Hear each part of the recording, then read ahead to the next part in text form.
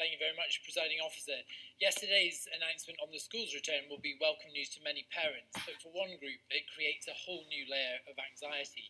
Lockdown has been the hardest for those children in shielding or living with someone who is shielding.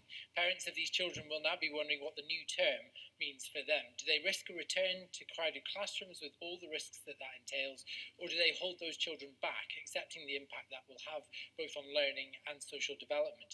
The same concern exists for teachers who are shielding as well. So can the First Minister outline what provision she intends to make for these groups?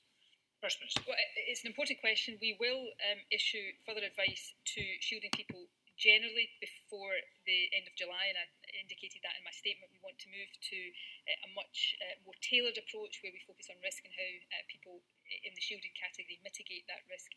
But there are particular issues for children that have to be worked through very carefully. I know the Chief Medical Officer, in fact I believe Chief Medical Officers in all parts of the UK are currently looking at advice on the particular issues around paediatric groups in the shielded categories and whether there is a change of advice that will be appropriate for them. I don't want to preempt that because it's important it's considered clinically, but whatever the situation is as we go into the period leading up to the return of schools, the situation for those in the shielded category, pupils and teachers, will be properly considered and properly catered for.